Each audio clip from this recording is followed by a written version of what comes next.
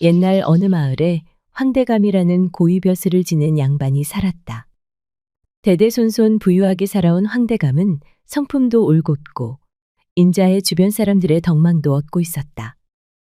그러나 남부러울 것 없던 황대감에게도 딱 한 가지 깊은 고민이 있었다. 바로 외동딸 연희였다. 연희는 어린 시절부터 눈에 띄게 예쁜 외모였지만 갑자기 천연두를 앓으면서 얼굴이 흉측하게 변하고 말았다. 얼굴을 뒤덮은 곰보 자국과 거무튀튀하게 변한 얼굴은 보는 사람들마다 놀래기 일쑤였다.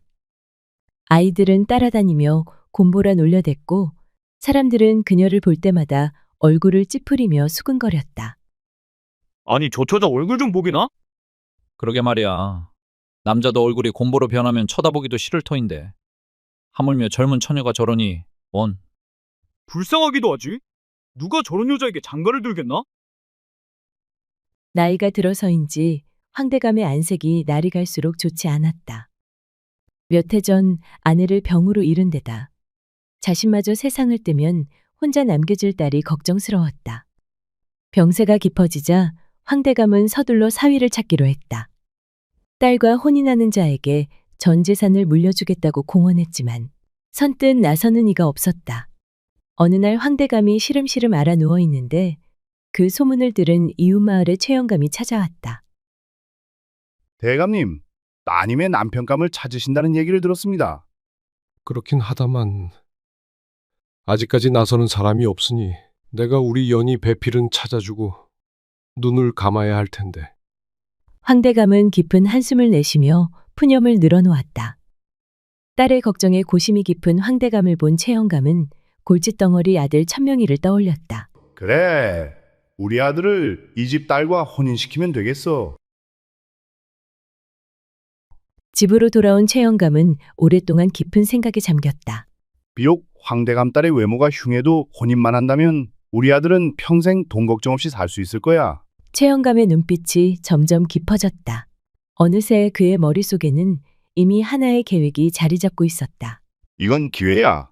황대감도 골치 아픈 딸을 걱정하고 있고 우리 집도 천명이가 문제인데 서로 좋을 수밖에 없는 혼처가 아닌가? 그는 손가락으로 책상을 툭툭 두드리며 생각했다. 이 혼사를 반드시 성사시켜야 해. 최영감의 입가에 희미한 미소가 번졌다. 야 이놈아! 지금 해가 중천에 떴는데도 아직 이불 속이냐? 허구한 날 술독에 빠져서는. 최 씨에게는 외아들 천명이 있었는데 어려서부터 학문에는 전혀 뜻이 없고 오직 놀기만 좋아하는 천덕꾸러기였다. 나이를 먹을수록 그의 태도는 더욱 방탕해져 이 여자 저 여자 껄떡이며 먹고 노는 한량으로 살고 있었다. 저 꼴을 보고만 있자니 최영감은 아들에 대한 걱정으로 속이 타들어갔다. 천명아, 너는 평생 이렇게 놀고 먹으면서 살고 싶으냐? 당연하죠. 그런 삶을 원하지 않는 사람이 어디 있겠습니까? 최영감은 한숨을 내쉬며 아들을 바라보았다. 그럼 장가를 가는 게 어떻겠느냐? 장가요? 장가 가면 처자식을 먹여 살려야 하고, 그럼 일도 해야 될 텐데요. 저는 장가 가기 싫습니다. 이런 철없는 놈 같으니라고. 사내놈이 일이 게을러서야 쓰겠느냐?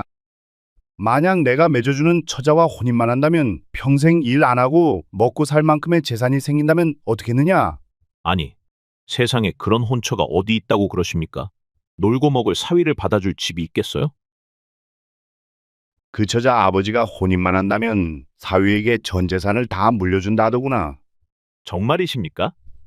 그런 부잣집 딸이 저와 혼인하려고만 한다면 이보다 좋은 일이 어디 있겠습니까? 연희의 얼굴을 모르는 천명은 평생 놀고 먹고 살 수 있다는 말에 얼씨구나 했다. 최영감은 황대감에게 찾아가 조심스레 말을 꺼냈다. 대감님, 혹시 저희 아들과 따님을 맺어주시는 건 어떻겠습니까? 황대감은 고개를 갸웃하며 말했다. 아니, 자네 아들이라면 평소 최영감 아들의 행실을 알고 있던 황대감은 썩 내키지 않는 표정으로 헛기침을 했다. 하지만 자신이 언제 죽을지 모르는 상황에서 이런저런 조건을 따질 수 없었다. 우리 천명이가 부족하긴 하나 그 녀석도 장가가면 철이 들 것입니다. 저도 따님에게 대감님 목까지 잘할 테니 너무 염려 마세요. 근데 자네 아들이 우리 연희를 보고도 결혼하려고 할지 말일세. 그래서 말인데 혼례식 날 얼굴을 보여주는 게 어떨까요? 아니, 그러다 놀래서 도망이라도 가면 어쩌나. 그런 걱정 마십시오. 처음엔 당황할지 몰라도 따님의 착한 심성을 알면 우리 아들도 받아들일 겁니다. 드디어 혼례식이 열리는 날. 결혼할 생각에 신이 난 천명은 새벽부터 단장을 하고 신부 집으로 갔다. 으리으리한 신부의 집을 보고 천명은 입을 다물지 못했다. 와, 이런 부잣집에 내가 장가를 오다니. 평생 돈 걱정 없이 살 수 있겠네. 고운 한복을 입고 너울로 얼굴을 가린 연희의 자태가 어찌나 아름다운지 천명은 이게 무슨 복인가 하며 입이 귀에 걸렸다. 드디어 신부의 얼굴을 가리고 있는 너울을 걷는 순간 연희의 얼굴을 본 천명은 숨이 턱 막혔다. 짙게 화장을 한 얼굴 전체가 얼근 것은 물론이고 한쪽 눈은 아예 보이지 않을 정도로 눈두덩이가 축 처져 있었다. 어쩐지 그렇게 얼굴 한번 보고 싶다고 해도 보여주지 않더라니. 아버지께 몇 번이나 얼굴을 보여달라 해도 이 핑계 저 핑계 대며 보여주지 않았던 이유를 이제서야 알 수 있었다. 심호흡을 한 천명은 아내가 될 여인의 얼굴을 쳐다보곤 침을 꿀꺽 삼켰다. 마음 같아선 당장 뛰쳐나가고 싶었지만 황대감의 재산이 눈앞에 아른거려 이를 악물고 혼례식을 끝마쳤다. 병색이 완연하던 황대감은 혼례식을 치르고 한 달이 채 되지 않아 세상을 떠났다. 눈에 거슬리던 장인이 죽고 나니 천명의 방탕한 생활은 도를 넘어 계속되었다. 이제 눈치 볼 사람도 사라지고 없자 밤늦도록 술을 마시고 여자와 노닥거렸다. 이미 일그러진 얼굴은 어찌할 수 없는 터. 연희는 얼굴을 바꿀 수 없기에 마음을 다해 보살피면 남편이 변하리라 믿었다. 밤늦게 술에 취해 들어오면 따뜻한 물을 데워두고 숙취에 좋다는 탕도 끓여놓았다. 집안일은 말할 것도 없었고 시아버지 최영감에게도 한결같이 예를 다했다. 최영감은 효성이 깊은 며느리에게 늘 미안해했다. 황대감의 재산에 눈이 멀어 시작된 혼인이라지만 연희의 정성과 노력에도 불구하고 천명은 변하지 않았다. 새벽 동이 틀 무렵 새벽닭이 우는 소리를 듣고 나서야 천명은 술에 취해 집으로 돌아왔다. 연희는 집으로 돌아온 천명을 붙잡고 간곡히 부탁했다. 여보, 제발 정신 차리세요. 이렇게 아무 일도 하지 않고 술만 드시면 어찌합니까? 당신 얼굴을 한번 보시오. 내가 집에 들어오고 싶겠소? 쳇! 당신 아비도 양심이 없지. 재산을 다 준다고 해도 이런 여자랑 어찌 살 남자가 있겠나? 당신 얼굴 보면 내 구역질이 나니 집에 들어오라 닥달하지 마오. 여보, 이러지 마세요, 제발. 제가 어찌하면 당신의 마음을 돌릴 수 있겠습니까? 어찌하냐고? 그럼 그 얼굴을 바꿔보시오. 그럼 내 마음을 돌려볼 터이니. 다리를 붙잡고 늘어지는 연희를 뿌리치며 천명은 밖으로 나가버렸다. 비록 외모가 추하기는 했지만 양반집 딸로서 교양이 깊었던 연희는 자신의 신세가 초라하기 짝이 없었다. 연희의 간절한 부탁에도 불구하고 천명의 방탕한 생활은 날로 심해졌다. 그는 마치 자기 돈인 양 황대감의 재산을 펑펑 써댔고 결국 가세는 급격히 기울어갔다. 천명은 날마다 밖으로 나돌았고 그러던 중 우연히 한 과부를 만나게 되었다. 그녀는 백옥처럼 희고 곱디고 온 얼굴을 지녔으며 누구든 한 번 보면 시선을 떼지 못할 정도로 눈부신 미모를 가지고 있었다. 연희와는 정반대의 외모를 가진 과부에게 첫눈에 반한 천명은 간이고 쓸개고 다 빼줄 듯 그녀에게 빠져들었고 결국 집을 나가 과부의 집으로 들어가 함께 살았다. 그러던 어느 날 최영감이 위독하다는 소식이 들려왔다. 연희는 정성을 다해 시아버지 곁을 지켰고 아버지의 소식을 들은 천명은 마지못해 집에 돌아왔다.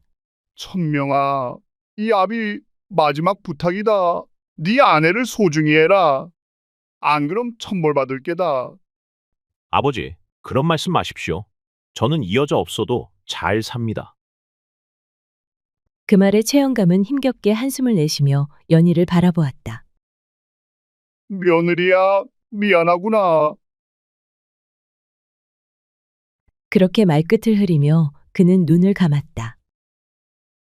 최영감이 죽자 천명은 슬퍼하기보다 더 이상 눈치 볼 사람이 없다는 생각에 웃음을 지었다.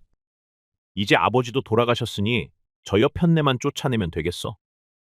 천명은 연희를 쫓아내고 과부를 집에 데려와 살 생각에 신이 났다. 어떻게 쫓아낼까 곰곰이 생각하다 깊은 산속에 절이 하나 떠올랐다. 연희를 인적이 드문 그곳에 버리고 올 작정이었다. 며칠을 궁리하던 천명은 마침내 연희에게 그럴듯한 말을 꺼냈다. 지난 세월 생각해보면 내가 헛되게 살아온 것 같네. 아버지께도 그리고 당신에게도 미안한 마음뿐이야. 그래서 말인데 아버지께 속죄도 할 겸 우리 절에 가서 불공을 드리고 오지 않겠소? 그의 뜻밖의 말에 연희가 놀라며 말했다. 정말이십니까? 잘 생각하셨어요. 같이 가서 불공을 드리고 와요.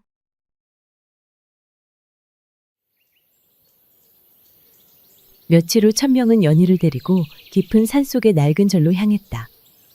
길은 험했지만 남편을 믿고 뒤를 묵묵히 따랐다. 절에 도착하자 연희는 법당에 들어가 오랜만에 두 손을 모아 기도를 올렸다. 그 사이 천명은 슬그머니 몸을 돌렸다. 이제 됐다. 그는 날이 저물고 어둑해진 틈을 타 조용히 절을 빠져나왔다. 산길을 따라 걸음에 재촉하며 내려오는 그의 입가에는 은근한 미소가 번졌다. 한편 천명의 인기척이 사라지자 연희는 흐르는 눈물을 삼키며 눈을 질끈 감았다.